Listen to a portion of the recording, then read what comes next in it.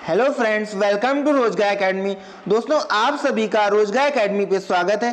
तो जैसा कि आज आप लोग देख पा रहे होंगे, हम आपके लिए इलाहाबाद आरओ, एआरओ और सीए का प्रैक्टिस पेपर लाए हैं, जो कि आपका 2019 में आया हुआ पेपर है। ओके, हम लोग इसको पूरे एक्सप्लेनेशन के साथ समझेंगे, जिससे कि क्योंकि इसमें क्या होता है, आपके रिपीटेड क्वेश्चंस भी आते हैं, तो ये आपके लिए बहुत ही अनिवार्य हो जाता है पढ़ना।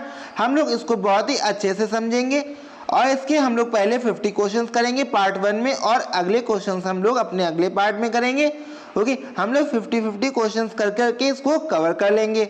आई होप आप लोगों को आज का लेक्चर बहुत ही पसंद आएगा। तो दोस्तों, चलिए शुरू करते हैं आज का हमारा सेशन। हमारा पहला क्वेश्चन है, what are the SI units, यानी system international unit of mass, length and time. तो दोस्तों, आपको मास, लेंथ और टाइम यानी द्रव्यमान, लंबाई और समय की अंतरराष्ट्रीय प्रणाली मात्रक क्या है, आपको यह बताना है।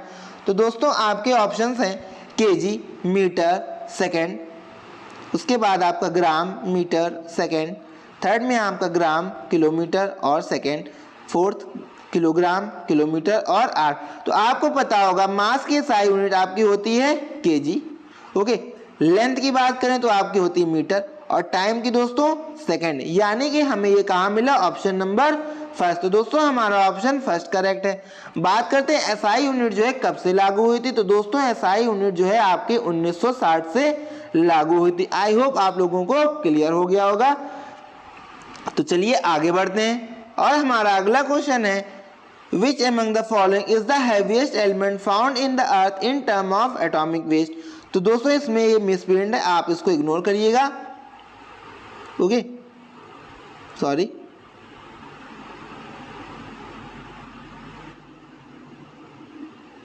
तो हमारा क्वेश्चन है, which among the following is the heaviest element found on earth in terms of atomic weight, यानी परमाणु भार के आधार पर पृथ्वी पर पाया जाने वाला सबसे भारी तत्व निम्नलिखित में से कौन सा है।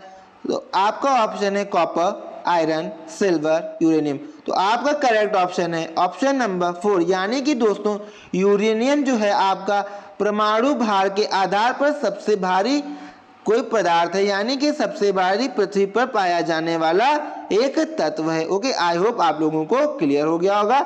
आइए बात करते हैं इसका एटॉमिक वेट और इसके एटॉमिक नंबर क्या होते हैं। तो दोस्तों, इसका एटॉमिक नंबर जो है आपका 92 होता है, और एटॉमिक वेट की बात करें तो दोस्तों वह होता है आपका 238। ओके, आई होप आप लोगों को क्लियर हो गया होगा। अगर बात करें एटॉमिक जो आपका वेट है, यानी जो भार है, उसको कैसे निकालते हैं। तो दोस्तों, यह आपका प्रोटॉन और आपके जो न्यूट्रॉन होते हैं उनकी संख्याओं को योग कर दिया जाता है, तो उससे आपका क्या बनता है, आपका परमाणु भार यानी कि एटॉमिक वेट बनता है। आई होप आप लोगों को क्लियर हो गया होगा। तो चलिए अगला क्वेश्चन देखते हैं। हमारा नेक्स्ट क्वेश्चन है, which branch of medicine deals with body tissues and fluids, यानी औषधि की वह कौन सी शाखा है जो शरीर, ऊतक और द्रव से संबंधित है। ओके, तो आपके ऑप्शन है फार्माकोलॉजी, पेडियाट्रिक्स, पैथोलॉजी और फिजियोथेरेपी।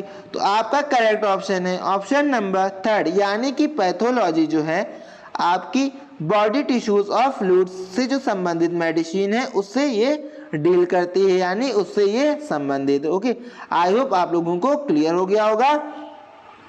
तो चलिए आगे बढ़ते हैं। आगे बढ़ने से पहले इसके बारे में जो ऑप्शंस दिए उनको भी जान लेते हैं, क्योंकि इनसे भी आपसे क्वेश्चंस पूछे जा सकते हैं। ओके, बात करते हैं पेडियाट्रिक्स की। तो जो आपकी पेडियाट्रिक्स है, ये आपके चाइल्ड यानी बच्चों के जो रोग होता है उससे संबंधित है। ओके, चाइल्ड की यानी रोग जो है, यानी बच्चों से जो रोग रिलेटेड हैं उससे संबंधित है। फार्माकोलॉजी की बात करें तो दोस्तों, ये जो दवा के कार्य होते हैं, यानी जो मेडिसिन के वर्क होते हैं, यानी वो दवा कार्य कैसे करते हैं, यह स्टडी उससे संबंधित, यानी फार्माकोलॉजी। ओके, आई होप आप लोगों को समझ आ रहा होगा बहुत ही अच्छे से। फिजियोथेरेपी की बात करें तो दोस्तों, यह उपचार किया जाता है, यानी किस गति के आधार पर जो है ये फिजियोथेरेपी, यानी आपकी गति के आधार पर जो उपचार किया जाता है उसको क्या कहते हैं, आपका फिजियोथेरेपी कहते हैं। आई होप आपको ये चारों चीज़ें अच्छे से क्लियर हो गई होंगी। अगर आपके एग्जाम में से क्वेश्चन आता है, आप बहुत ही आसानी से कर पाएंगे बिना किसी डाउट के। तो आइए अपना अगला क्वेश्चन देखते हैं। अगला क्वेश्चन है, which of these is an appropriate method to increase the friction between the surface and the object, यानी इनमें से कौन सी विधि सतह पर पिंड के मध्य घर्षण को बढ़ाने के लिए उचित है? ओके, तो आपके ऑप्शंस हैं increasing the roughness of the surface, यानी सतह के खुरदरापन को बढ़ा दिया जाए तब, या फिर यूज ऑफ रोलर्स यानी रोलर का इस्तेमाल करके, या फिर यूज ऑफ बियरिंग्स यानी कि बॉल बियरिंग का इस्तेमाल करके, यूज ऑफ लुब्रिकेशन यानी स्नेहन का द्वारा, ओके, स्नेहन का इस्तेमाल करके। तो आपका करेक्ट ऑप्शन क्या है? आप लोगों को आई होप समझ आ गया होगा इसका करेक्ट ऑप्शन कौन सा है। तो आपका करेक्ट ऑप्शन है ऑप्शन नंबर फर्स्ट, यानी कि increasing the roughness of the surface, यानी सतह का खुरदरापन बढ़ा देंगे हम लोग तो अपने आप फ्रिक्शन बढ़ जाएगा। फ्रिक्शन क्या होता है आपको पता होगा, घर्षण, यानी किसी भी चीज में आप अगर कुछ काम कर रहे हैं, जैसे कि आप अपनी बाइक पर ही हैं, यानी अपनी आप बाइक चला रहे हैं, ओके, अगर आप रोड पे हैं, वहां पे बहुत सारे गड्ढे हैं, ओके, तो आपको क्या करना होगा, वो आपके लिए उस पर ब्रेक लगानी होगी, यानी आपके लिए वो उसने घर्षण का यानी फ्रिक्शन का काम किया, क्योंकि आपकी गाड़ी स्लो हुई, ओके। या फिर मान लीजिए कोई रोड है वो अभी पूरी तरह से कंस्ट्रक्ट नहीं हुई है, यानी वहाँ पे अभी गिट्टियाँ हैं, ओके, यानी सिर्फ गिट्टियाँ पड़ी हुई हैं, उस पर अभी भी अच्छे से रोड पूरी कंप्लीट नहीं है। अगर आप उस पर गाड़ी चलाएंगे तो जो आपकी गिट्टियाँ हैं यानी जो आपके पत्थर वहाँ पे वो क्या करेंगे, आपके फ्रिक्शन का वर्क करेंगे, यानी वो खुरदुरा है वहाँ पे, ओके। आई होप आप लोगों को क्लियर हो गया होगा फ्रिक्शन। चलिए तो आगे बढ़ते हैं। आपका आंसर हो गया था फर्स्ट, यानी increasing the roughness of the surface, सतह का खुरदरापन बढ़ाने से। तो हमारा अगला क्वेश्चन है which of the following type of lever is used in working of the nutcracker, यानी कि जो सरौता होता है उसको जो है किस लीवर की कैटेगरी में रखा गया, यानी किस उत्तोलक का इस्तेमाल किया जाता है इसमें, ओके, यानी लीवर मीन्स उत्तोलक, ओके। तो आपका करेक्ट ऑप्शन है ऑप्शन नंबर बी, यानी कि क्लास 2 लीवर में इसको रखा गया है, ओके। तो दोस्तों क्लास 2 लीवर में क्या होता है, आपका जो कोई चीज़ आप जो यानी रख रहे हैं, जैसे कि सरौता हो गया, सरौते में क्लास 2 क्यों लग रहा है, क्योंकि इसमें आपने मान लीजिए जैसे कि नींबू ही रखा है, यानी नींबू को निचोड़ना है आपको, ओके। तो आप इसको क्या करते हैं, आप इसको जैसे कि ये आपका हो गया, ठीक है, कोई चीज़, इसको आपको जब आप बीच में रखेंगे उसके, तो वो आपका सेकंड क्लास में आता है, यानी आप किसी भी मशीन में आपको वर्क करना है और अपने आपने जिस पे वर्क करना है वो चीज़ अगर आपने बीच में रखी, ओके, तो वो आपका क्या कहलाएगा दोस्तों, वह आपका सेकंड क्लास लीवर, जिसमें आपका आइटम यानी आपका वर्क जिस पे करना है, ओके, उसमें आपको अगर बीच में वो चीज़ रखनी पड़ी, यानी वो आपके सेकंड क्लास में। ऐसे ही आपका सौराता आपने जरूर देखा होगा जिसमें आपका नींबू जो है आप या फिर आप आंवला भी बोल, कोई भी चीज़ आप ले लीजिए, आप इसको निचोड़ते हैं, आप रस निकालते हैं तो उसको आप बीचों बीच में रखते हैं उसके। आई होप आप लोगों को क्लियर हो गया होगा। तो ये आपका आंसर हो गया क्लास 2 लीवर में आपका क्या आता है, सरौता यानी नट क्रैकर, जिसको हम लोग इंग्लिश में बोलते हैं। तो चलिए अब अपना अगला क्वेश्चन देखते हैं, ओके। उससे बढ़ने से पहले आइए हम लोग इसके और एग्जाम्पल जान लेते हैं। मान लीजिए आपका नेक्स्ट एग्जाम में कोई और एग्जाम्पल के माध्यम से पूछा जाए, तो दोस्तों जो आपकी कैंची है, ओके, और प्लास, ये आपके प्रथम यानी लीवर 1 में कौन से सीजर, और जो आपका प्लास यानी जो आप अपने इलेक्ट्रिसिटी में एक उपकरण यूज करते हैं जिसको हम लोग प्लास कहते हैं देसी भाषा में, उसका इस्तेमाल जो है वो आपका किस में आता है, फर्स्ट लीवर में आता है। क्योंकि इसमें कोई भी चीज़ सीजर में कट करते हैं तो वह आप जो है सीजर के आगे यहाँ वाले हिस्से में रखते हैं, और अगर आपने प्लास का इस्तेमाल किया वहाँ भी, तो यानी कि अगर आप कोई वस्तु को ले रहे हैं अपने इस आगे वाले स्थान पे उसको वर्क करा रहे हैं तो वो आपके फर्स्ट क्लास लीवर में आएगा, ओके। आई होप आप लोगों को क्लियर हो गया होगा। तो चलिए दोस्तों अब हम लोग आगे बढ़ते हैं। हमारा अगला क्वेश्चन है which of the following vitamin is found mostly in citrus fruits, strawberries and potato. तो आपको बताना है सिट्रस फ्रूट्स जो हैं जैसे कि स्ट्रॉबेरी और पोटैटो, इनमें विटामिन कौन सा पाया जाता है। तो दोस्तों ये सबसे इजी क्वेश्चन है, ये सभी लोगों को पता होगा। ये आपका ऑप्शन हो गया विटामिन सी, क्योंकि जितने भी आपके खट्टे फल होते हैं उन सभी में आपका विटामिन सी पाया जाता है। स्ट्रॉबेरी हो गया, ओके, पोटैटोज भी हो गए, इनमें आपका विटामिन सी पाया जाता है। तो चलिए दोस्तों आगे बढ़ते हैं, बात कर लेते हैं आलू की। तो आलू में आपका और भी कुछ पाया जाता है, आपका विटामिन B2 और B3 और B6 भी पाया जाता है। इसको भी आप लोग याद रखिएगा। ओके, हमारा नेक्स्ट क्वेश्चन है a litmus paper test is conducted for solution 1 2 and 3 respectively. यानी आपके जो ऑप्शंस हैं उसमें बोला जा रहा है लिटमस पेपर टेस्ट किया गया है। ओके, आपके 3 टाइप से टेस्ट किया गया है। तो इसमें आपका लिटमस जो है आपका पहले रेड में बदल गया, यानी लिटमस जो है आपका लाल में हो गया। एक में आपका लिटमस ब्लू यानी नीले में कन्वर्ट हो गया, और एक में आपका रंग नहीं बदला, यानी ना ब्लू में हुआ और ना ही रेड में हुआ। तो दोस्तों आपको बताना है ये जो आपका दिया है ये किसका परिणाम, यानी जब लिटमस पेपर जो है आपका रेड में बदल जाए तो वह कौन सी कंडीशन होती है। ओके, फिर आपको बताना है जब वह ब्लू में बदलता है तो वह कौन सी कंडीशन है, और जब आपका कोई भी कलर ना चेंज हो तो वह कौन सी कंडीशन कहलाती है। आई होप आप लोगों ने अपने स्कूल क्लासेस में पढ़ा होगा, आपके ये 8th 9th में अच्छे से पढ़ाया जाता है। ओके, तो चलिए आइए बात कर लेते हैं दोस्तों। अगर आपका एसिड यानी अगर आपने लिटमस पेपर को एसिड में डुबोया तो क्या होगा, आपका जो लिटमस है वो जो है आपका रेड में बदल जाएगा। तो आपका ये मिला यहाँ पे रेड कलर, यानी ये एसिडिक कंडीशन हो गई। ओके, अब बात कर लेते हैं अपना सेकंड पे। इसमें बोला जा रहा है लिटमस जो है किस में बदल गया, ब्लू में, यानी कि जब नीले कलर में बदल जाता है वो क्या होगा आपका क्षारीय, यानी कि आपका बेसिक हो जाए, यानी बेस हो जाएगा। ओके, आई होप आप लोगों को क्लियर हो गया होगा। अब बात करते हैं जब लिटमस जो है आपका नहीं कलर बदल रहा है तो वो क्या होगा, वह दोस्तों आपका क्या कहलाता है, उदासीन, यानी न्यूट्रल एक तरह से हो गया। आई होप आप लोगों को क्लियर हो गया होगा। तो आपका करेक्ट ऑप्शन हो गया ऑप्शन नंबर ये आपका रहा, यानी कि फर्स्ट में ही हमको मिल गया एसिडिक, अल्कलाई और न्यूट्रल, यानी ये अल्कलाई भी कहते हैं इसको, एसिडिक और न्यूट्रल। सो आई होप आप लोगों को बहुत ही अच्छा लग रहा होगा। तो चलिए आगे बढ़ते हैं और अपना अगला क्वेश्चन देखते हैं। हमारा अगला क्वेश्चन है which of the following statement are true about catalyst. आपको बताना है निम्नलिखित में से उत्प्रेरकों के बारे में कौन सा कथन सत्य है। आइए ऑप्शन देखते हैं। हमारा पहला ऑप्शन क्या कह रहा है, it increases the rate of reaction. Okay, क्या ये सही है, आइए अभी बाद में इस पर बात करेंगे। It changes itself at the end of the reaction. Okay, कह रहा है ये आखिरी में बदल जाता है, यानी जब रिएक्शन पूरी हो जाती है, यानी अभिक्रिया जब समाप्त हो जाती है उसके अंत में ये बदल जाता है, कौन, कैटलिस्ट। उसके बाद थर्ड ऑप्शन है light cannot be considered as a catalyst, यानी प्रकाश को प्रेरक नहीं माना जाता। ओके, तो आइए जानते हैं इसका करेक्ट ऑप्शन क्या है, यानी कौन सा इसमें से आपका तीनों में करेक्ट है। ओके, तो दोस्तों आपका जो है फर्स्ट, यानी कि अगर आपने जो क्या किया, इट कैटलिस्ट का इस्तेमाल किया तो उसमें क्या होगा, आपकी जो रिएक्शन है उसकी दर यानी उसकी स्पीड यानी उसका रेट जो है वो बढ़ जाती है। ओके, आई होप आप लोगों को समझ आ गया होगा दोस्तों। उसके बाद बात करते हैं, आपका ये गलत हो गया, यानी सेकंड आपका गलत ऑप्शन है।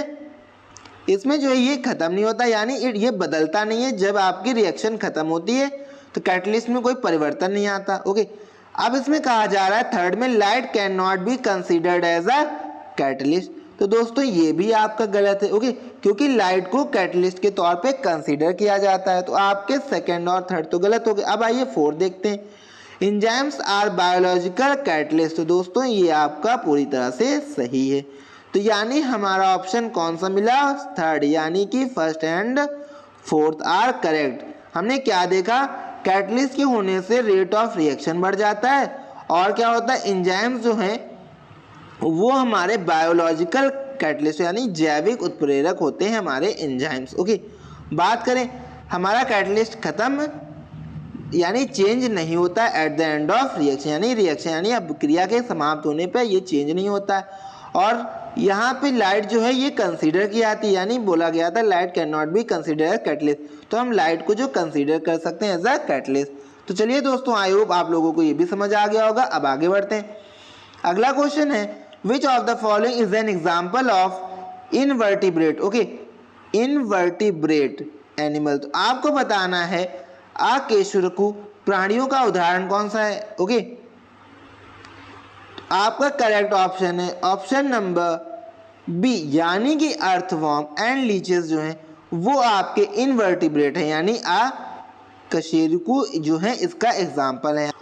दोस्तों पहले बात कर लेते हैं इनवर्टिब्रेट क्या होता है और वर्टिब्रेट क्या होता है। दोस्तों इनवर्टिब्रेट वो होता है जिनके बैकबोन यानी कि रीढ़ की हड्डी नहीं होती, वो इनवर्टिब्रेट होते हैं। और वर्टिब्रेट जिनके होती है जैसे कि ह्यूमंस और एनिमल्स आपके होते हैं। ओके, तो आपकी बात की जा रही इनवर्टिब्रेट यानी जिनके बैकबोन नहीं होती है, तो आपका करेक्ट ऑप्शन कौन सा है? बी, यानी अर्थवर्म्स और लीचेस यानी केचुए और जोक के रीढ़ की हड्डी, यानी इनको क्या कहते हैं? कशेरुकी कहते हैं, क्योंकि इनके क्या है? आपकी रीढ़ की हड्डी यानी बैकबोन नहीं होती। ओके, आई होप आप लोगों को ये क्लियर हो गया होगा कि किनको कहा जाता है आपका। ओके, तो चलिए दोस्तों आगे बढ़ते हैं। हमारा अगला क्वेश्चन है which part of the brain is responsible for different function such as, कौन से हैं? आपका मूवमेंट, टच, विजन, हियरिंग और थॉट, यानी कि मनुष्य के मस्तिष्क का कौन सा भाग है जो कि आपके हलचल यानी मूवमेंट हो गया, स्पर्श यानी टच हो गया, दृष्टि यानी आपका विजन, ओके, हियरिंग और थॉट्स, किस पार्ट से मनुष्य अपने ब्रेन के ये सभी चीजें करता है? तो आपका करेक्ट ऑप्शन है दोस्तों ऑप्शन नंबर 3, यानी कि कॉर्टेक्स वो पार्ट है ब्रेन का जिससे कि आपका ये सभी चीजें होती हैं, विजन, टच, हियरिंग और थॉट्स, ये सभी फंक्शंस होते हैं। आई होप आप लोगों को क्लियर हो गया होगा। ओके, तो ये जो है आपका सेरिब्रल का पार्ट है, इसको सेरिब्रल कॉर्टेक्स भी कहते हैं। आई होप आप लोग समझ पा रहे होंगे। ओके, हम लोग ये सभी चीज़ें डिटेल में पढ़ेंगे जब हम लोग साइंस का लेक्चर आपके लिए लेकर आएंगे। ओके फ्रेंड्स, तो चलिए आगे बढ़ते हैं। हमारा नेक्स्ट क्वेश्चन है if in a transformer primary winding has more turns of wire that the secondary winding, क्या कहा जा रहा है? यदि ट्रांसफार्मर के प्राथमिक कुंडलन में तार का घुमाव द्वितीयक कुंडलन की तुलना में ज्यादा हो तो क्या कंडीशन बनेगी? आई होप आप लोगों को क्वेश्चन समझ आया होगा। ओके, यानी इसमें कहा जा रहा था कि प्राथमिक जो कुंडलन है यानी जो प्राइमरी वाइंडिंग है, ओके, उसको अगर हम लोग ज़्यादा बढ़ा दिया जाए यानी उसमें मोर टर्न्स हो, ज़्यादा घुमाव हो सेकेंडरी वाइंडिंग से, तो उसकी क्या कंडीशन बनेगी? तो दोस्तों आपका करेक्ट ऑप्शन है ऑप्शन नंबर 4, यानी कि output voltage of the secondary is lower than the primary as a result current increases. तो इसमें कहा जा रहा है यदि आपका जो है आउटपुट वोल्टेज जो है सेकेंडरी में वो लोअर होगा प्राइमरी के मुकाबले, यानी जो हमारा सेकेंडरी था जिसमें वाइंडिंग कम है तो उसका वोल्टेज भी क्या होगा? कम होगा प्राइमरी के मुकाबले, और इसके रिजल्ट में करंट क्या होगी? इंक्रीज होगी। आई होप आप लोग याद रखेंगे सेकेंडरी में जो है वाइंडिंग क्या है?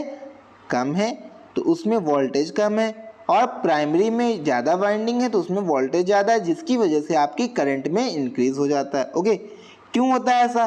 क्योंकि दोस्तों जो ट्रांसफार्मर होता है उसमें जो हाई वोल्टेज होता है एसी करंट का, वो उससे कन्वर्ट कर देता है आपके निम्न एसी में यानी लो वोल्टेज में। ओके, और लो वोल्टेज को वो है हाई वोल्टेज में बदल देता है। ओके, जिसकी वजह से करंट फ्लो जो है वो आपका बढ़ जाता है। आई होप आप लोगों को क्लियर हो रहा होगा। तो चलिए आगे देखते हैं।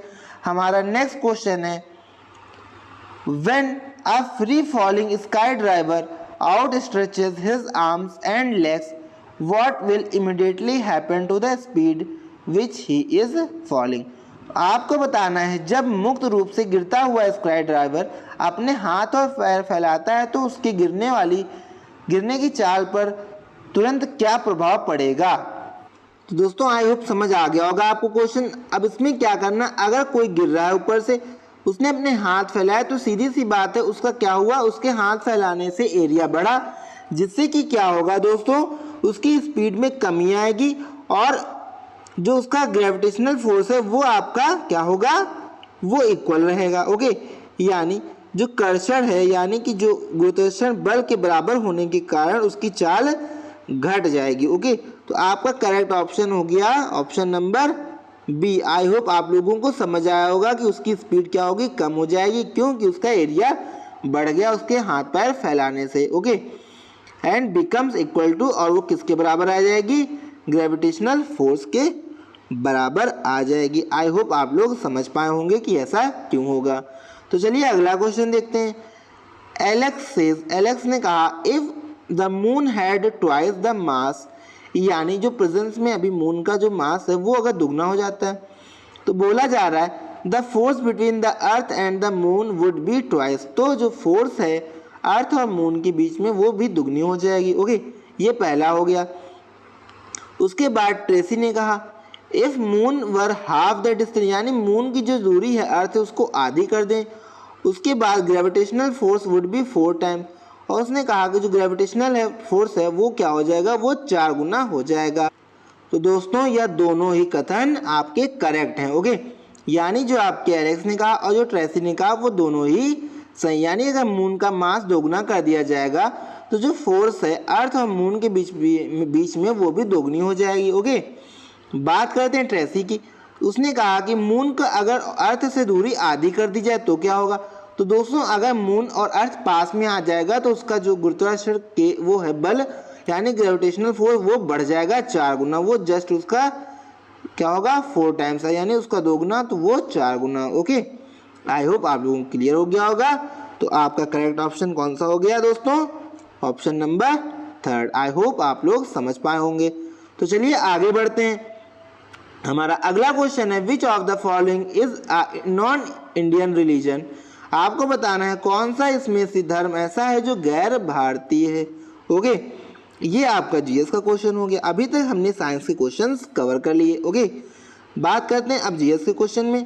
तो बताइए कौन सा धर्म है। तो आई थिंक आपको पता होगा बौद्धिज्म हमारे यहाँ से आया, यानी भारत से ही आया। ओके, आपने पढ़ा होगा जैनिज्म भी भारत का है, हिंदुज्म भी हमारे यहाँ से उत्पन्न हुआ। ओके, कौन सा बचा आपका, यहूदी, जिसको हम लोग जुडाइज्म बोलते हैं। ओके, ये हमारे देश से संबंधित नहीं है। तो बात करें ये कहाँ का है, तो दोस्तों ये है आपका इजराइल का। ओके, ये कहाँ से है, ये इजराइल के का धर्म है यहूदी। ओके, चलिए अब आगे बढ़ते हैं और अपना अगला क्वेश्चन देखते हैं।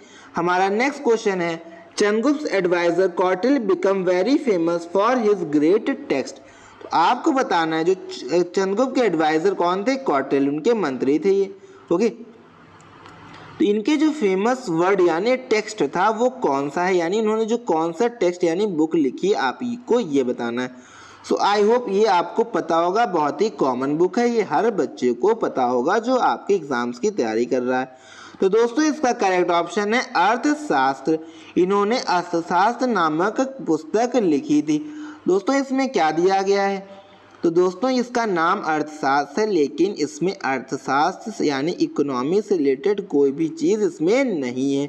तो इसमें क्या है, तो दोस्तों अगर आपसे पूछा जाए इसमें एडमिनिस्ट्रेशन दिया हुआ है, यानी शासन के बारे में दिया हुआ है, किसके, चंद्रगुप्त मौर्य के टाइम पीरियड के बारे में जानकारी इसमें दी हुई है। आई होप आप लोगों को क्लियर हो गया होगा। तो चलिए बाकी ऑप्शन भी देख लेते हैं। कामसूत्र किसकी है, ये भी शायद आप लोगों को बहुत ही अच्छे से पता होगा। तो बात करते हैं कामसूत्र है आपकी वात्सायन की। ओके, आई होप आप लोगों को पता होगा पहले से। अभिज्ञान शकुंतलम ये बहुत ही कॉमन है, कालिदास जी की है। ओके, बात करते हैं मनुस्मृति, ये एक जो है क्या है, एक धर्म का विधि ग्रंथ है जो कि एक मनु द्वारा लिखा गया था, मनुस्मृति कहा गया इसको। ओके, हिंदू धर्म का क्या है, ये एक विधि यानी कि लॉ, इसमें लॉ के बारे में लिखा है, यानी कायदे कानून लिखे हुए हैं हमारे समाज के उस टाइम पीरियड के जिस टाइम पीरियड में ये लिखा गया था। ओके, हमारा अगला क्वेश्चन है the first battle of Panipat was fought between home among the following. तो आपको बताना है पानीपत का प्रथम युद्ध जो है वो किसके मध्य लड़ा गया था। तो आपका दोस्तों करेक्ट ऑप्शन है ऑप्शन नंबर बी, यानी कि यह युद्ध लड़ा गया था आपका इब्राहिम लोदी और बाबर के मध्य। दोस्तों यह युद्ध बहुत ही निर्णायक साबित हुआ, क्योंकि इसमें क्या हुआ, इस जीत के बाद, बाबर की इस जीत के बाद मुगल वंश की स्थापना हो पाई। ओके, बात करते हैं इसकी डेट क्या रही युद्ध की। तो दोस्तों ये आपका 21 अप्रैल 1526 को यह युद्ध हुआ था। ओके, कब हुआ था, 21 अप्रैल 1526 को यह युद्ध लड़ा गया। ओके, जिसमें बाबर की जीत हुई। उसके बाद बात करते हैं इनके और अन्य युद्ध कौन से जो इंपॉर्टेंट है आपके लिए। तो 1528 में इनका दूसरा युद्ध आता है जिसका नाम है आपका चंदेरी का युद्ध। ओके, उसके बाद आपका आता है दोस्तों 1526 के बाद आपका पहले 27 आएगा, जो कि आपका राणा सांगा के साथ खानवा का युद्ध हुआ। उसके बाद आपका चंदेरी का युद्ध, और फिर 1529 में आपका घाघरा का युद्ध होता है। तो आप ये सभी नोट कर लीजिएगा चीजें, ये बहुत ही इंपॉर्टेंट है आपके एग्जाम पॉइंट ऑफ व्यू से। ओके, इसमें आपसे सीरीज में भी पूछा जाता है कौन सा युद्ध पहले हुआ और कौन सा बाद में। तो अब चलिए अपना अगला क्वेश्चन देखते हैं। हमारा नेक्स्ट क्वेश्चन है, which dynasty did Krishnadeva Raya the most famous ruler of Vijayanagar साम्राज्य बिलोंग्स, यानी आपको बताना है कृष्णदेव राय जो हैं वो किस वंश से संबंधित थे। तो दोस्तों आपके ऑप्शंस, आपका करेक्ट ऑप्शन है ऑप्शन नंबर बी, यानी ये तुलुव वंश से संबंधित थे। दोस्तों बात करें विजयनगर साम्राज्य की मोस्ट इंपॉर्टेंट जो वंश थे, यानी जो रूलर्स यानी किंगडम जो थे डायनेस्टी, वो कौन सी थी? आपका संगम, फिर आपका सुलुव, फिर आपका तुलुव, फिर अरविडू। आप ये चारों याद रखिएगा, आपसे इसमें क्वेश्चन पूछा जा सकता है।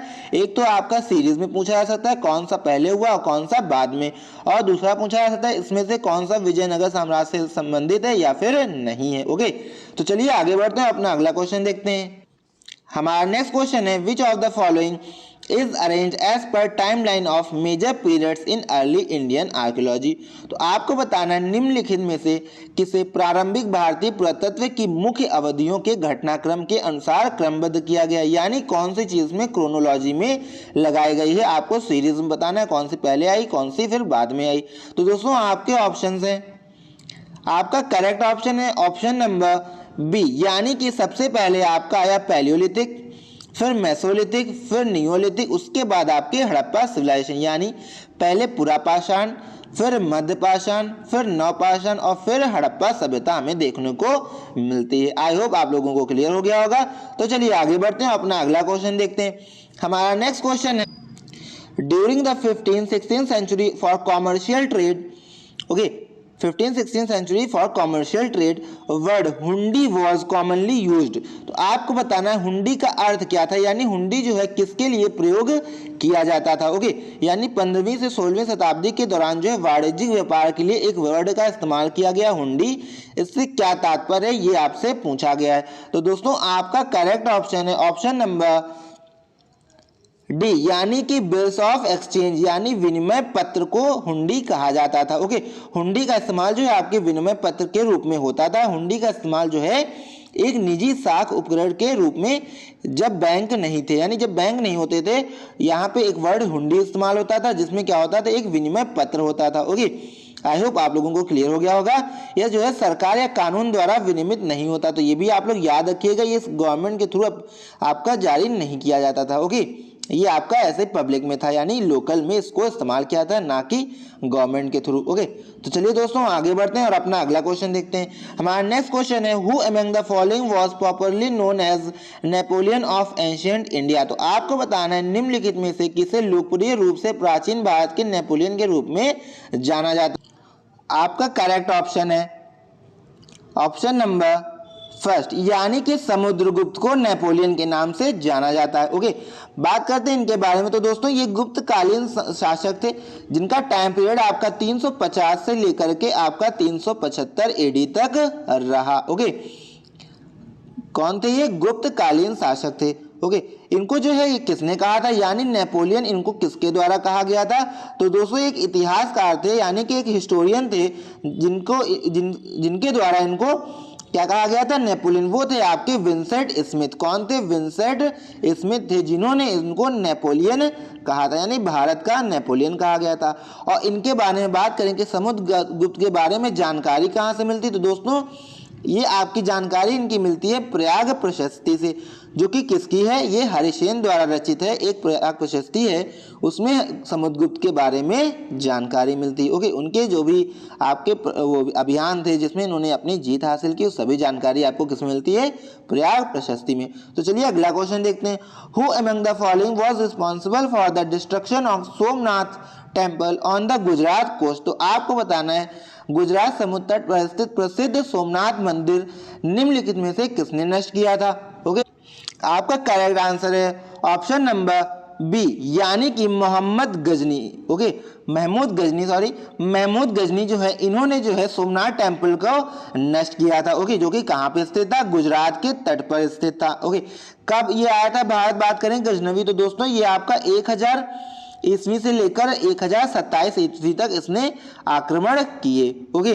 कितने आक्रमण किए अगर आपसे पूछा जाए तो ये आप पे 17 आक्रमण किए इसने, ओके। जो कि सबसे प्रसिद्ध था वो था आपका 1025 में, जिसमें इसने एकदम तबाही मचा दी थी आपके सोमनाथ टेम्पल में और सब कुछ लूट लिया था और एकदम नष्ट कर दिया था, ओके, सोमनाथ टेम्पल को। आई होप आप लोगों को क्लियर हो गया होगा। तो चलिए आगे बढ़ते हैं, अपना अगला क्वेश्चन देखते हैं। हमारा नेक्स्ट क्वेश्चन है, the study of coins including visual elements such as scripts, images, metallurgical analysis and the context in which they have been found is called. तो आपको बताना है सिक्कों के अध्ययन जिसमें आलेख और चित्रों जैसे दृश्य तत्वों सहित धातु कर्म विश्लेषण और उनके मिलने की परिस्थिति शामिल है, उसे क्या कहा जाता है। आपको बताना है इसकी स्टडी को क्या कहते हैं हम लोग। तो दोस्तों इसको आपका कहा जाता है न्यूमिस्मैटिक, यानी कि सिक्कों के अध्ययन को न्यूमिस्मैटिक कहते हैं, जिसमें आलेख और उनके चित्रों के बारे में अध्ययन किया जाता है, उसको क्या कहते हैं, न्यूमिस्मैटिक, यानी मुद्रा शास्त्र, ओके। याद रखिएगा बहुत ही इंपॉर्टेंट है, ये कई बार आपके एग्जाम में पूछा जा चुका है। तो चलिए अपना अगला क्वेश्चन देखते हैं। As per the power rule established in late 1700 in Bengal which is the following is not true. आपको बताना है बंगाल में 1700 के उत्तरार्ध में स्थापित सत्ता शासन के अनुसार निम्नलिखित में से कौन सा सत्य नहीं है। तो दोस्तों आपके ऑप्शंस हैं, आपका करेक्ट ऑप्शन है दोस्तों ऑप्शन नंबर डी, यानी कि ये यहाँ इस टाइम पीरियड से संबंधित नहीं है। तो जो करेक्ट है वो हम लोग जान लेते हैं। तो zamindar were responsible for paying revenue to the company, यानी कंपनी के राजस्व के भुगतान की जवाबदारी जमींदारों की थी, ओके। यानी जो जमींदार थे वो कंपनी को राजस्व इकट्ठा करके देंगे, ओके। सेकंड ऑप्शन बात करते हैं, विलेज रैयत पेड रेंट टू द जमींदार, यानी गांव के जो रैयत जमींदार थे वो जो है अपना किराया जमींदारों को देते थे। उसके बाद अगला है जोतेदार, यानी जो जुताई करते थे, gave out loans to other ryot and sold their produce, यानी जो जोतदार थे अन्य रैयतों को कर्जा देते थे और उनकी उपज बेचते थे, ओके। यहाँ पे रैयत वर्ड जो है आपके फार्मर्स, यानी जो वहाँ पे एग्रीकल्चर कर रहा है उसके लिए इस्तेमाल किया, ओके। और थर्ड ऑप्शन हमारा गलत है, इसमें बोला जा रहा है रैयत distributed the revenue demand over villages, यानी रैयत जो है गांव में राजस्व मांग को बांटते थे, तो ऐसा नहीं है, ओके। तो चलिए दोस्तों आगे बढ़ते हैं और अपना अगला क्वेश्चन देखते हैं। हमारा नेक्स्ट क्वेश्चन है, who was the first president of Indian National Congress founded in 1985। तो दोस्तों इसका करेक्ट ऑप्शन है ऑप्शन नंबर सेकंड, यानी कि वोमेश चंद्र बनर्जी, जो कि हमारे भारतीय राष्ट्रीय कांग्रेस के पहले अध्यक्ष बनाए गए थे, ओके। कब इसकी स्थापना हुई थी, 1885 में इसको स्थापित किया गया था, ओके। किसके द्वारा, A.O. ह्यूम के द्वारा, ओके, एलियन ऑक्टेवियन ह्यूम के द्वारा। इनको भी याद रखिएगा, इस पे क्वेश्चन बनता है। और सबसे इंपॉर्टेंट चीज, इन्होंने स्थापना तो की थी लेकिन कभी भी इसकी अध्यक्षता नहीं की, यानी आईएनसी की अध्यक्षता A.O. ह्यूम ने कभी भी नहीं की, आप लोग ये भी याद रखिएगा, ओके। अब बात करते हैं, पहले अगर आपसे पूछा जाए इसमें पहले मुस्लिम कौन थे, तो दोस्तों बदरुद्दीन तैयब जी जो हैं वो फर्स्ट मुस्लिम थे जो कि आईएनसी के अध्यक्ष रहे, यानी इंडियन नेशनल कांग्रेस, भारतीय राष्ट्रीय कांग्रेस के पहले मुस्लिम अध्यक्ष रहने वाले बदरुद्दीन तैयब जी थी। और बात किया जाए आपसे, अगर पूछा जाए पहला अंग्रेज कौन था जो इसका क्या रहा, अध्यक्ष रहा, तो वो थे आपके जॉर्ज यूले, वो आपके क्या थे, इसके पहले ब्रिटिशर यानी पहले अंग्रेज इसके अध्यक्ष थे, ओके। आई होप आप लोगों को क्लियर हो गया होगा। तो चलिए आगे बढ़ते हैं। हमारा नेक्स्ट क्वेश्चन है, where among the following places did the Ghadar movement start. तो आपको बताना है गदर मूवमेंट जो है वो कब स्टार्ट हुआ था और कहाँ पे स्टार्ट हुआ था। तो दोस्तों गदर मूवमेंट की बात करें तो यह आपका स्टार्ट किया गया था यूएसए अमेरिका, यानी आपका करेक्ट ऑप्शन हो गया ऑप्शन नंबर थर्ड। तो गदर आंदोलन आपका स्टार्ट हुआ था 1 नवंबर 1913 को, ये डेट याद रखिएगा, बहुत ही ज्यादा पूछी जाती है गदर आंदोलन से रिलेटेड। कब, 1 नवंबर 1913 में इसको गठित किया गया था, किसके द्वारा, लाला हरदयाल द्वारा। इसको संयुक्त राज्य अमेरिका के सैन फ्रांसिस्को में चलाया गया था। कहां पे, संयुक्त राज्य अमेरिका के सैन फ्रांसिस्को, यानी कहां पे, सैन फ्रांसिस्को। इस पे भी क्वेश्चन आपसे पूछा जाता है, ओके। यह आपकी एक क्रांतिकारी संस्था थी जो 1857 की क्रांति की स्मृति में गदर नामक साप्ताहिक पत्रिका भी निकाली। यानी इनकी एक पत्रिका आती थी, किस नाम से? गदर नामक नाम से। ओके, कब इन्होंने प्रकाशित की? 1857 में। ओके, कब? 1857 में। इसको भी आप लोग अच्छे से याद रखिएगा। तो अपना अगला क्वेश्चन देखते हैं। In 1853 from where did the British build India railway system run its first train? तो आपको बताना है 1853 में अंग्रेजों ने भारत का रेल मार्ग कहाँ से बनाया था जहाँ पहली ट्रेन चली। यानी आपको बताना है कहाँ से कहाँ तक भारत की पहली ट्रेन चलाई गई थी, तो जो कि कब चलाई गई थी? 1853 में। तो दोस्तों आपका करेक्ट ऑप्शन है ऑप्शन नंबर फर्स्ट, यानी कि बॉम्बे टू थाने इसको चलाया गया था। ओके, भारत की पहली ट्रेन कहाँ से कहाँ तक? बॉम्बे से थाने 1853 में चलाई गई थी। ओके, आई होप आप लोगों को क्लियर हो गया होगा। तो चलिए आगे बढ़ते हैं, अपना अगला क्वेश्चन देखते हैं। हमारा नेक्स्ट क्वेश्चन है why was doctrine of lapse used by Lord Dalhousie? तो लॉर्ड डलहौजी ने हड़प नीति का इस्तेमाल क्यों किया था, आपको ये बताना है। तो दोस्तों आपके ऑप्शंस हैं, आपका करेक्ट ऑप्शन है ऑप्शन नंबर बी, यानी कि to annex the state of Jhansi.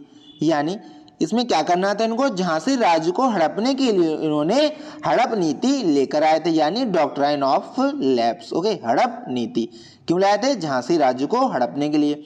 तो दोस्तों लॉर्ड डलहौजी के टाइम पीरियड की बात करें, ये आपके 1848 से लेकर के कब तक थे? 56 तक अपने गवर्नर बने रहे। ओके, उसके बाद इन्होंने क्या लेके आए?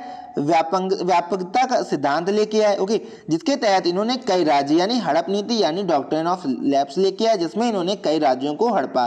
तो अगर आपसे क्वेश्चन पूछा जाए पहला राज्य कौन सा था, तो दोस्तों पहला राज्य आपका था सतारा। 1848 इस पे क्वेश्चन बहुत बार पूछा गया कि पहला राज्य कौन सा जिसने हड़प नीति के तहत लॉर्ड डलहौजी ने उसको अपने अंडर लिया यानी हड़प लिया था। ओके, तो वो आपका था सतारा राज्य। उसके बाद आपका आता है झांसी। अगर पूछा जाए आपसे तो झांसी आपका 1853 में था। ओके, झांसी आपका ये इंपॉर्टेंट आपका हो गया, ये झांसी आपका 1853 में। ओके, तो दोस्तों चलिए आगे बढ़ते हैं, अपना अगला क्वेश्चन देखते हैं। हमारा नेक्स्ट क्वेश्चन है which of the following is not connected at all with the purpose of Mahatma Gandhi Dandi march? तो आपको बताना है निम्नलिखित में से कौन सा विकल्प महात्मा गांधी के दांडी मार्च के उद्देश्य से बिल्कुल भी जुड़ा हुआ नहीं है। ओके, तो आपका पहला ऑप्शन है civil disobedience movement, to regard the provision of the salt law, to garner country wide mass participation for Purna Swaraj, और to boycott the foreign cloth. तो आपको बताना है इसमें से कौन सा इससे संबंधित नहीं, यानी गांधी जी के दांडी मार्च से रिलेटेड नहीं। तो दोस्तों आपका जो करेक्ट ऑप्शन है वो इनमें से कोई नहीं है, क्योंकि दोस्तों आपका जो इसमें आप पेपर में आया था ये क्वेश्चन आपके 2019 में, इसको जो है मूल्यांकन से बाहर कर दिया गया था, क्योंकि ये जो आपके चारों ऑप्शन है ये चारों ही आपके गांधी जी से रिलेटेड है। ओके, आई होप आप लोगों को बहुत अच्छे से क्लियर हो गया होगा। तो चलिए आगे बढ़ते हैं। अब हमारा नेक्स्ट क्वेश्चन है which of the following leader was considered as the part of moderate factions in Indian National Congress after the Congress had split between moderates and extremists? आपको बताना है कि कांग्रेस के नरम दल और गरम दल समूहों के बीच विभाजित हो जाने के बाद निम्नलिखित में से किस नेता को भारतीय राष्ट्रीय कांग्रेस के नरम दल का भाग माना जाता है? ओके, तो दोस्तों आपका करेक्ट ऑप्शन है कौन सा है? आपको बहुत अच्छे से पता होगा, गोपाल कृष्ण गोखले। ओके, तो गोपाल कृष्ण गोखले जो हैं इनको ये माना जाता था। ओके, तो आई होप आप लोगों को क्लियर हो गया होगा कि जो इंडियन नेशनल कांग्रेस थी उनके बीच में जो ये आपका मॉडरेट और एक्सट्रीमिस्ट जो स्प्लिट हो रहा था, उसमें जो आपके लीडर उस दौरान थे, यानी जो सूरत स्प्लिट हुआ था उस दौरान जो लीडर थे वो आपके कौन थे? गोपाल कृष्ण गोखले। अब बात करते हैं ये जो सूरत स्प्लिट हुआ था यानी सूरत अधिवेशन कब हुआ था? तो ये आपका हुआ था 1907 में ये हुआ था। कहाँ पे हुआ था अगर आपसे पूछा जाए तो दोस्तों ये आपका हुआ था सूरत में। ओके, अब बात करते हैं इसमें क्या हुआ था खास। इसमें ये हुआ था आपके एक्सट्रीमिस्ट और जो मॉडरेट थे वो सेपरेट हो गए थे, यानी नरम दल और गरम दल का बंटवारा हो गया था। क्यों हुआ था? क्योंकि इनके विचारों के मतभेद होने के कारण। ओके, तो चलिए दोस्तों आगे बढ़ते हैं। उससे पहले आपको बात कर लेते हैं जो एक्सट्रीमिस्ट थे यानी जो गरम दल थे उसके जो नेता थे यानी जो लीडर थे वो कौन थे? आपके लाल बालपाल और आपके अरविंद घोष। ओके, ये लोग जो थे ये मेन लीडर थे आपके गरम दल से यानी एक्सट्रीमिस्ट थे। ओके, तो चलिए आगे बढ़ते हैं। अब और अपना अगला क्वेश्चन देखते हैं। हमारा नेक्स्ट क्वेश्चन है who among the following was the founder of Aligarh Muslim university. तो इसमें आपसे पूछा गया है अलीगढ़ मुस्लिम यूनिवर्सिटी का संस्थापक कौन था। तो आपका करेक्ट ऑप्शन है ऑप्शन नंबर 4 यानी कि सर सैयद अहमद खान। सैयद अहमद खान कौन थे? इन्होंने अलीगढ़ की स्थापना की थी, यानी अलीगढ़ मुस्लिम यूनिवर्सिटी की स्थापना करी थी। ओके, कब करी थी? 1877 में इसकी स्थापना की थी उन्होंने। ओके, किस नाम से? मोमडन एंग्लो ओरिएंटल कॉलेज के नाम से इसकी स्थापना की थी और 1920 में अलीगढ़ मुस्लिम विश्वविद्यालय यह बन गया, यानी अब ये अलीगढ़ मुस्लिम विश्वविद्यालय के नाम से जाना जाता है। ओके, आई होप आप लोगों को क्लियर हो गया होगा। इनकी एक पुस्तक भी थी यानी पत्रिका थी जिसका नाम था तहजीब उल अखलाक, इनकी एक पत्रिका थी। तो दोस्तों इनकी जो पत्रिका थी वो थी आपकी तहजीब उल अखलाक। ओके, तो चलिए अब आगे बढ़ते हैं। हमारा नेक्स्ट क्वेश्चन है who among the following let the evolution of Sati influenced by the frontal attack launch by the Indian reformers. तो आपको बताना है भारतीय सुधारकों द्वारा आरंभ किए गए सीधे आक्रमण से प्रभावित होकर निम्नलिखित में से किसने सती प्रथा के उन्मूलन का नेतृत्व किया। तो दोस्तों आपके ऑप्शन हैं ज्योतिबा फुले, गोपाल हरि देशमुख, राजा राम मोहन राय, बीएम मालबरी। आई होप आप सभी को बहुत अच्छे से पता होगा इसका करेक्ट ऑप्शन क्या है? 3rd, यानी कि राजा राम मोहन राय जो है उन्होंने सती प्रथा को समाप्त करने के लिए अधिक प्रयास किए थे। ओके, अभियान का भी नेतृत्व किया था इन्होंने। और ये कब इन्होंने किया था? 1829 में इन्होंने इसकी सफलता भी पाई और जिसमें उस समय जो गवर्नर थे लॉर्ड विलियम बेंटिक, उन्होंने एक कानून बनाकर सती प्रथा को खत्म कर दिया था। तो आप याद रखिएगा राजा राम मोहन राय इनके प्रयासों से हुआ और गवर्नर कौन थे? विलियम बेंटिक जो है इस समय के गवर्नर थे। ओके, आई होप आप लोगों को क्लियर हो गया होगा। तो दोस्तों चलिए आगे बढ़ते हैं और अपना अगला क्वेश्चन देखते हैं। ओके, हमारा नेक्स्ट क्वेश्चन है at which of the following session Dadabhai Naoroji declared self government और Swaraj as the goal of Congress. तो आपको बताना है निम्नलिखित में से किस सत्र में दादा भाई नौरोजी ने स्व सरकार या स्वराज को कांग्रेस के लक्ष्य के रूप में घोषित किया था। तो दोस्तों आपके ऑप्शन से कलकत्ता, बॉम्बे, लाहौर और सूरत। तो आपका करेक्ट ऑप्शन है ऑप्शन नंबर 1 कलकत्ता। कब किया था? 1906 में इन्होंने इस यहाँ पे अधिवेशन यानी कांग्रेस अधिवेशन की अध्यक्षता करी थी और वहीं पे इन्होंने घोषित किया था स्वराज। ओके, यानी सेल्फ गवर्नमेंट। ओके, आई होप आप लोगों को क्लियर हो गया होगा। दोस्तों बात करें दादा भाई नौरोजी की, इन्होंने जो है आपकी 3 बार अध्यक्षता की रही है आपके आईएनसी की यानी इंडियन नेशनल कांग्रेस की 3 बार। का पहली बार करी थी 1886 में पहली बार करी थी, उसके बाद सेकंड करी थी इन्होंने 1893 में करी थी। ओके, फिर आपने पढ़ लिया 1906 में इन्होंने तीसरी बार कांग्रेस की अध्यक्षता की थी। इन्होंने सबसे पहले स्वराज की बात करी थी कांग्रेस सेशन में। ओके, आई होप आप लोगों को क्लियर हो गया होगा। तो चलिए आगे बढ़ते हैं और अपना अगला क्वेश्चन देखते हैं। हमारा नेक्स्ट क्वेश्चन है which of these were main points of Mountbatten plan. तो आपको बताना है इनमें से जो है माउंटबेटन जो योजना आई थी आपकी उसमें से मुख्य बिंदु कौन से हैं। तो दोस्तों आपको बताना है माउंटबेटन प्लान्स की योजना। तो आपके ऑप्शंस हैं Punjab and Bengal legislative assemblies meet in 2 groups Hindu and Muslim. ये आपका पहला हो गया जो कि आपका बिल्कुल करेक्ट है। इसमें कहा गया था कि पंजाब बंगाल जो विधानसभा है उसमें विभाजन के साथ स्वतंत्रता के लिए मतदान करने हेतु हिंदुओं और मुस्लिमों के 2 समूहों में मिलेगी। ओके, ये आपका करेक्ट है बिल्कुल। बात करते हैं सेकंड ऑप्शन की। इसमें कहा गया Sindh would be part of Pakistan. तो ऐसा माउंटबेटन प्लान में कुछ भी नहीं कहा गया था, तो आपका सेकंड हो गया रॉन्ग। थर्ड की बात करते हैं NWFP यानी कि north western frontier province will be part of Pakistan while Sylhet district of Bengal will be part of India. तो दोस्तों ऐसी भी इसमें कोई बात नहीं की गई थी। आपका फोर्थ ऑप्शन है in case of partition 2 dominions and 2 constituent assemblies would be. Okay, क्या होगा? क्रिएटेड, यानी कि इसमें कहा गया था विभाजन होने पर 2 स्वतंत्र देशों और 2 संविधान सभाओं का निर्माण किया जाएगा। तो ये बिल्कुल कहा गया था, यानी आपका करेक्ट ऑप्शन हो गया ऑप्शन नंबर सी, यानी कि फर्स्ट एंड फोर्थ आपका करेक्ट हो गया। ओके, कौन कौन से? First and fourth. I hope आप लोगों को क्लियर हो गया होगा माउंटबेटन योजना में क्या कहा गया था। तो चलिए अपना अगला क्वेश्चन देखते हैं। Traditional Phulkari embroidery style is most popular in which state. आपको बताना पारंपरिक फुलकारी कढ़ाई शैली किस राज्य में सबसे ज्यादा प्रसिद्ध है। तो दोस्तों आपके ऑप्शंस हैं वेस्ट बंगाल, ओडिशा, पंजाब और उत्तर प्रदेश। तो आपका करेक्ट ऑप्शन है ऑप्शन नंबर सी, यानी कि पंजाब राज्य में यह सबसे ज्यादा प्रसिद्ध है, यानी मोस्ट पॉपुलर कढ़ाई शैली है जिसका नाम क्या है, फुलकारी। ओके, आई होप आप लोग बहुत अच्छे से समझ पाए होंगे। तो चलिए आगे बढ़ते हैं। अब हमारा नेक्स्ट क्वेश्चन है which among the following was Ragini as a popular form of folk dance. तो आपसे देखिए क्वेश्चंस काफी पूछे जा रहे हैं फोक डांस रिलेटेड और कोई भी एम्ब्रॉयडरी यानी वहां की फेमस कढ़ाई से। तो आप ये क्वेश्चन जरूर जाइएगा अपने एग्जाम में देने से पहले देख कर जाइएगा। ओके, तो आपको बताना है which among the following Ragini as a popular form of folk song. तो क्या है, निम्नलिखित में से कहाँ लोकगीत की एक शैली रागिनी प्रसिद्ध है। ओके, तो आपका करेक्ट ऑप्शन है ऑप्शन नंबर बी, यानी कि दोस्तों हरियाणा में ये प्रसिद्ध रागिनी जो है यहाँ का फोक सॉन्ग है जो कि यहाँ पे बहुत ही प्रसिद्ध है। ओके, चलिए दोस्तों आगे बढ़ते हैं और अपना अगला क्वेश्चन देखते हैं। हमारा नेक्स्ट क्वेश्चन है What do we call the market value of all final goods and services produced within the domestic direct territory of a country measured in a year। तो आपको बताना है किसी देश के आंतरिक प्रदेश के भीतर उत्पादित सभी तैयार माल और सेवाओं के एक वर्ष में मापे गए बाजार भाव को क्या कहा जाता है।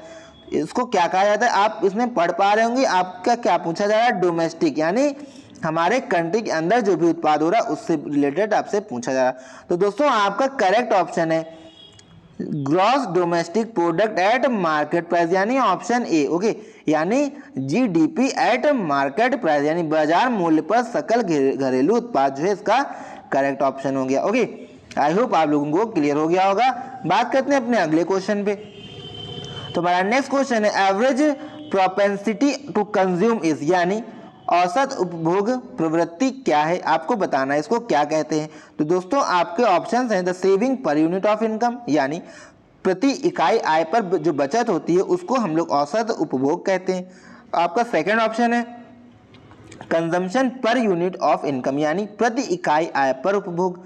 थर्ड ऑप्शन है change in saving per unit change in income, यानी प्रति इकाई आय परिवर्तन पर बचत में परिवर्तन। ओके, फोर्थ ऑप्शन है change in consumption per unit change in income, यानी प्रति इकाई आय परिवर्तन पर उपभोग में परिवर्तन। तो दोस्तों आपका करेक्ट ऑप्शन है ऑप्शन नंबर बी, यानी कि the consumption per unit of income, यानी प्रति इकाई आय पर उपभोग जो है उसको क्या कहते हैं, एवरेज प्रोपेंसिटी कहते हैं, यानी कि औसत उपभोग कहते हैं। तो चलिए दोस्तों आगे बढ़ते हैं और अपना अगला क्वेश्चन देखते हैं। हमारा नेक्स्ट क्वेश्चन है Which of the following statement are true about the Silk Route। तो आपको बताना है सिल्क रूट के बारे में निम्नलिखित में से कौन सा कथन सत्य है। तो आपका पहला ऑप्शन है the silk root was exclusively used for trading of silk, यानी जो सिल्क रूट है उसका उपयोग किस लिए किया जाता था, रेशम के व्यापार के लिए किया जाता था मोस्टली। ओके, सेकंड ऑप्शन है route was also served as a great channel for the transition of culture, यानी कि जो ये मार्ग है वो सांस्कृतिक संचरण के लिए बढ़िया चैनल के रूप में कार्य करता था। ओके, थर्ड ऑप्शन है the silk route bifurcates into eastern, western, north and southern silk route, यानी सिल्क रूट जो है पूर्वी, पश्चिमी, उत्तरी और दक्षिणी सिल्क रूट में बट जाता है। ओके, थर्ड ऑप्शन है Khotan was one of the most important place on the southern silk route, यानी दक्षिणी सिल्क रूट पर खोतान क्या है, एक सबसे महत्वपूर्ण स्थान है।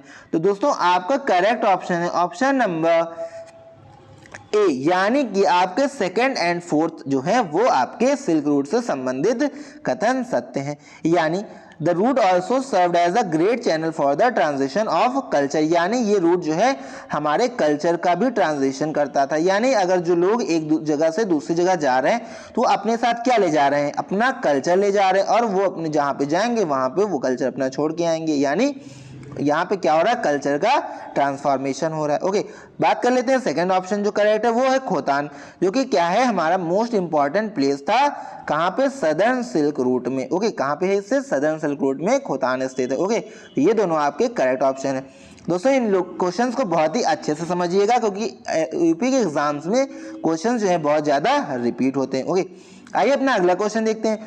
Which of the following statement are true with respect to Sufism. तो आपको बताना है सूफीवाद के संबंध में निम्नलिखित में से कौन सा कथन सत्य है। तो दोस्तों आपके ऑप्शंस हैं, they preached spirituality through music and doctrines, यानी वे संगीत और उपदेशों के जरिए आध्यात्मिकता का प्रचार करते थे। ओके, सेकेंड ऑप्शन है sufi were very conservative in the religious outlook, यानी सूफी जो हैं वो उनके धार्मिक दृष्टिकोण में बहुत ही रूढ़िवादी थे। ओके, उसके बाद थर्ड ऑप्शन है सूफी वर ऑर्गेनाइज इनटू विलेजेस ऑर्डर्स और सिलसिला, यानी जो इनकी वो क्रम था इनका बसने का वो क्या था, संप्रदाय या सिलसिला, उसमें ये गठित किए जाते थे, यानी सूफी धार्मिक संप्रदाय या सिलसिला में संगठित होते थे।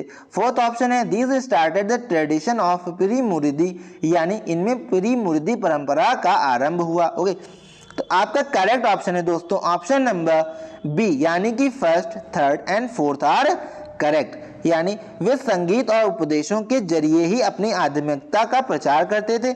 ओके, उसके बाद आपका करेक्ट ऑप्शन हो गया थर्ड, यानी कि जो सूफी थे वर ऑर्गेनाइज इनटू रिलीजियस ऑर्डर्स और सिलसिला। ओके, यानी अपने संप्रदाय यानी धार्मिक संप्रदाय या फिर सिलसिले में संगठित थे। Okay, fourth option these started the tradition of piri muridi. Okay, यानी पीरी मुर्दी जो परंपरा है इनके द्वारा ही स्थापित की गई थी। तो चलिए दोस्तों आगे बढ़ते हैं और अपना अगला क्वेश्चन देखते हैं।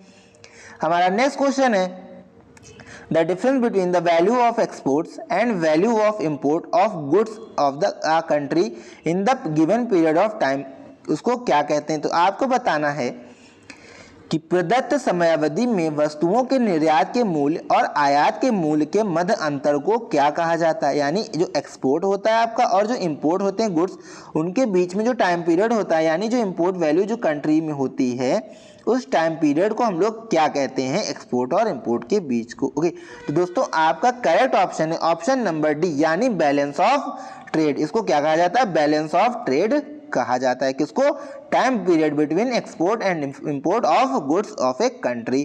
तो चलिए दोस्तों अपना अगला क्वेश्चन देखते हैं। India is a part of which of the regional and global economic groups. तो आपको बताना इंडिया जो है निम्न में से किस ग्रुप का पार्ट है। ओके, तो आपका करेक्ट ऑप्शन है दोस्तों ऑप्शन नंबर सेकेंड, यानी कि G20। तो भारत जो है वो आपके G20 समूह का ही सदस्य, यानी इन तीनों का नहीं है। ओके, G7 एशियन और यूरोपियन यूनियन का सदस्य नहीं। यूरोपियन यूनियन में आपको पता होगा 28 होगा और हाल ही में ब्रेक्जिट हुआ, यानी कि ब्रिटेन ने इससे बाहर हो गया ब्रिटेन। ओके, अब प्रेजेंट में 28 देश हैं जो यूरोपियन यूनियन में आते हैं। और G20 की बात करें तो इसमें हमारा भारत शामिल है और आपके एशियन और G7 में नहीं है। ओके, G20 की स्थापना की बात करें दोस्तों तो इसकी स्थापना आपकी हुई थी 1999 में इसकी स्थापना हुई थी। किसकी, G20 की। ओके, इसमें अभी जो है 19 देश हैं और आपका ये यूरोपियन यूनियन भी आता है, यानी 19 कंट्रीज तो ये हो गई प्लस यूरोपियन यूनियन जिसमें कि आपके 28 देश होते हैं। ओके, इसको मिलाकर के ही आपका G20 कहा जाता है। आई होप आप लोगों को क्लियर हो गया होगा। तो चलिए अपना अगला क्वेश्चन देखते हैं। हमारा नेक्स्ट क्वेश्चन है who is the supreme commander of defence forces of India. तो आपको बताना है भारतीय रक्षा बल के सुप्रीम कमांडर कौन होते हैं। आई होप इसका आंसर तो सभी लोगों को पता ही होगा। तो आपका करेक्ट ऑप्शन है प्रेसिडेंट, यानी राष्ट्रपति जो है वो हमारे सुप्रीम कमांडर होते हैं। हमारे तीनों डिफेंस यानी जितने भी हमारे डिफेंस की सर्विसेज हैं उसके सुप्रीम कमांडर हमारे राष्ट्रपति जी होते हैं। ओके, तो चलिए आगे बढ़ते हैं। उसके बाद अगला क्वेश्चन देखते हैं। Whose removal is initiated by the process of impeachment for violation of the constitution, यानी निम्न में से संविधान का उल्लंघन करने पर किसके निष्कासन को महाभियोग की प्रक्रिया से आरंभ किया जाता है। ओके, तो दोस्तों आपके ऑप्शन है vice president, president, prime minister और स्पीकर। तो दोस्तों आपका करेक्ट ऑप्शन है ऑप्शन बी, यानी कि अगर संविधान का उल्लंघन के मामले में जो इम्पीचमेंट होगा वो आपका सिर्फ और सिर्फ राष्ट्रपति जी का होगा। ओके, आई होप आप लोगों को क्लियर हो गया होगा। बात करते हैं इम्पीचमेंट आपका किस आर्टिकल में आता है। तो दोस्तों ये आपका राष्ट्रपति का इम्पीचमेंट आपका आर्टिकल 61 में संविधान में दिया हुआ है। ओके, और अगर पूछा जाए आपसे कि अभी तक कितने आपके प्रेसिडेंट हुए जिनका अभी तक महाभियोग लगाया गया उन पे, तो दोस्तों अभी तक कोई भी आपका राष्ट्रपति नहीं हुआ जिसपे महाभियोग चलाया गया हो। ओके, और बात करें इसमें जो कैसे आपका बहुमत से होता है या साधारण बहुमत से होता है, तो दोस्तों इसमें जो आपका इम्पीचमेंट पास होता है वो आपका 2/3 मेजोरिटी से पास किया जाना अनिवार्य है। ओके, तो चलिए अब आगे बढ़ते हैं, अपना अगला क्वेश्चन देखते हैं। हमारा नेक्स्ट क्वेश्चन है व्हाट इज फिजिकल डेफिसिट। तो आपको बताना है राजकोषीय घाटा क्या है। तो दोस्तों आपका करेक्ट ऑप्शन है ऑप्शन नंबर सी, यानी कि amount of money the government borrows to overcome revenue deficit, यानी राजस्व घाटे की पूर्ति करने के लिए सरकार द्वारा उधारी गई धनराशि को हम लोग क्या कहते हैं, फिजिकल डेफिसिट कहते हैं। ओके, आई होप आप लोगों को क्लियर हो गया होगा कि राजस्व घाटे की पूर्ति करने के लिए जो है सरकार द्वारा उधार ली गई धनराशि को ही राजकोषीय घाटा कहा जाता है। ओके, इसका अर्थ क्या होता है दोस्तों, सरकार जो है अपने संसाधनों के माध्यम से जो है अधिक खर्च कर लेती है, इस या जो है कुल राजस्व और पूंजी प्राप्त व कुल व्यय के नकारात्मक संतुलन को दर्शाता है। यानी ये क्या दिखाता है, हमारी जो सरकार ने बहुत ज़्यादा जो खर्चा कर लिया, यानी अब राजस्व की कमी आ गई है, जिसकी वजह से इसको क्या कहा जाता है, इसको नकारात्मक संतुलन भी कहा जाता है। ऐसी स्थिति यानी फिजिकल डेफिसिट की स्थिति को नकारात्मक संतुलन भी कहा जाता है। तो चलिए दोस्तों अपना अगला क्वेश्चन देखते हैं। हमारा नेक्स्ट क्वेश्चन है which factor contributes to soil erosion. तो आपको बताना है भूक्षरण में कौन सा कारक योगदान देते हैं। ओके, तो दोस्तों आपका करेक्ट ऑप्शन है ऑप्शन नंबर डी, यानी कि भूक्षरण में आपके ह्यूमन एक्टिविटीज जैसे कि construction, over grazing of animals, rain और विंड, यानी निर्माण, यानी जो आपकी जैसे हाउसेस बन रहे हैं, बड़ी बड़ी बिल्डिंग्स बनती हैं, उसकी वजह से हो गया। दूसरा आपको क्या होता है, पशुओं की वजह से, यानी कि बहुत ज़्यादा ये लोग क्या करते हैं, ग्रेजिंग, यानी कि आपके फील्ड पे बहुत घास खाने जो आपकी ग्रेजिंग होती है उसके द्वारा भी होता है। ओके, और विंड के भी थ्रू भी होता है, और आपका किसके माध्यम से होता है, रेन के माध्यम से होता है, क्योंकि हमारी जो वो क्या है, सॉइल जो है वो आपकी वाटर के साथ यानी रेन के साथ फ्लो हो जाती है। ओके, तो क्या हो जाता है, हमारा सॉइल इरोजन हो जाता है। तो कौन कौन सी एक्टिविटीज थी आपकी, construction, overgrazing of animals, rain, wind. Okay, ये सभी आपके सॉइल इरोजन के कारण है। अब बात करते हैं अपने अगले क्वेश्चन की। For horticulture and floriculture which of these is not a focus area. तो आपको बताना है उद्यानिकी और पुष्प उत्पादन के लिए इनमें से किस क्षेत्र पर ध्यान केंद्रित नहीं किया जाता है। तो दोस्तों आपका करेक्ट ऑप्शन है ऑप्शन नंबर बी, यानी कि प्रोमोटिंग सस्टेनेबल एग्रीकल्चर प्रैक्टिसेस, यानी संधारणीय मत्स्य पालन की कार्य प्रणालियों को बढ़ावा देना, ये आपका इसका करेक्ट ऑप्शन है। यानी ये इस पे आपके हॉर्टिकल्चर और फ्लोरिकल्चर पे इस पे फोकस नहीं किया जाता है। तो दोस्तों हॉर्टिकल्चर और फ्लोरिकल्चर क्या होता है आप लोगों को बहुत अच्छे से पता होगा।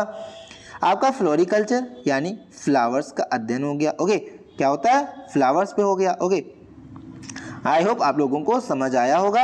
और इसकी बात करें तो इसमें आपको दिख ही रहा होगा क्या है आपका उद्यानिकी, यानी आपका क्या आता है इसमें, बीज की खेती होगी आपकी, यानी कि आपकी जो फसलें होती हैं। ओके, मधुमक्खी पालन भी आप इसके अंतर्गत आ सकता है। ओके, ये सभी चीज़ें इसके अंतर्गत आती हैं। आई होप आप लोगों को क्लियर हो गया होगा हॉर्टिकल्चर और फ्लोरिकल्चर। ओके, और आपके वेजिटेबल्स वगैरह भी इसमें आ जाते हैं। ओके, तो चलिए अपना अगला क्वेश्चन देखते हैं। हमारा नेक्स्ट क्वेश्चन है surface mulching is an example of which among the following, यानी सरफेस जो मल्चिंग है वो निम्नलिखित में से किसका उदाहरण है। तो दोस्तों आपके ऑप्शन हैं, आपका करेक्ट ऑप्शन है ऑप्शन नंबर ए, यानी mechanical and agronomic soil and water conservation जो है इसका एग्जाम्पल है। ओके, क्या है आपका पहला यांत्रिक और कृषि विज्ञान मृदा तथा जल संरक्षण जो है आपका सरफेस मल्चिंग का एग्जाम्पल है। आई होप आप लोगों को क्लियर हो गया होगा। तो चलिए आगे बढ़ते हैं, अपना अगला क्वेश्चन देखते हैं। The purpose of subsidy. तो आपको बताना है सब्सिडी का उद्देश्य क्या होता है। तो दोस्तों पहला ऑप्शन है आपका productivity enhancement, promotion of technology, infrastructural development, export promotion to increase the profit of farmers. तो दोस्तों आपका करेक्ट ऑप्शन हो गया ऑप्शन नंबर सी, यानी कि first, second, third and fourth आपका करेक्ट है। ओके, फिफ्थ आपका करेक्ट नहीं है, क्योंकि आपका सब्सिडी देने से क्या है, फार्मर्स को प्रॉफिट नहीं हो रहा। तो पहला क्या है आपका प्रोडक्टिविटी, तो प्रोडक्टिविटी इससे बढ़ती है यानी उत्पादकता बढ़ाना इसका पहला लक्ष्य। तकनीकी को बढ़ावा देना, ओके। इंफ्रास्ट्रक्चर यानी अवसंरचनात्मक विकास करना, ओके। निर्यात को बढ़ावा देना, ये सभी इसके एम है, किसके, सब्सिडी पर्पस यानी सब्सिडी को प्रोवाइड कराने के एम है। तो चलिए आगे बढ़ते हैं, अपना अगला क्वेश्चन देखते हैं। हमारा नेक्स्ट क्वेश्चन है ad valorem tax refers to, यानी यथा मूल्य कर का तात्पर्य क्या है।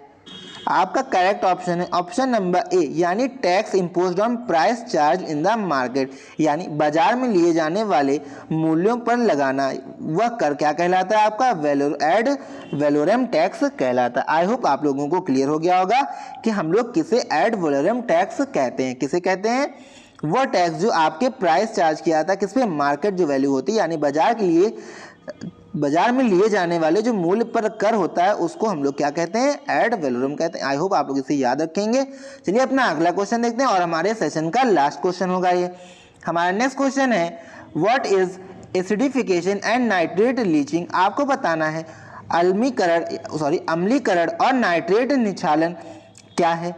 दोस्तों आपके ऑप्शन हैं, आपका करेक्ट ऑप्शन है ऑप्शन नंबर बी, यानी कि a process of chemical seepage into soils, यानी क्या कहा जा रहा है इसमें, मृदा में रसायन के रिसाव की प्रक्रिया को ही क्या कहा जाता है, एसिडिफिकेशन एंड नाइट्रेट लीचिंग, यानी जब इसमें एसिड बहुत ज़्यादा सॉइल में हमारे पहुंच जाता है तो उसको हम लोग क्या कहते हैं, एसिडिफिकेशन और नाइट्रेट लीचिंग। कब होता है ये, जब मृदा में रसायन के रिसाव की प्रक्रिया बहुत ज़्यादा अधिक मात्रा में हो जाती है। तो दोस्तों आई होप आप लोगों को आज का सेशन बहुत ही शानदार लगा होगा। हम अपने अगले सेशन में इससे आगे के क्वेश्चंस आपके लिए लेकर के आएंगे जिससे आपके एग्जाम में आपको हेल्प मिल सके और आने वाले एग्जाम आप आसानी से क्रैक कर सके, आरओ और एआरओ का और इससे रिलेटेड जो भी एग्जाम हो। तो दोस्तों आज का सेशन यहीं समाप्त करते हैं। आई होप आप लोगों को बहुत ही शानदार लगा होगा आज का हमारा सेशन। दोस्तों अगर आपको आज का सेशन अच्छा लगा है तो हमारे चैनल को सब्सक्राइब करें और दोस्तों के साथ भी शेयर करें जिससे भी उनको इसकी हेल्प मिल सके। तो चलिए दोस्तों, गुड डे, गुड बाय।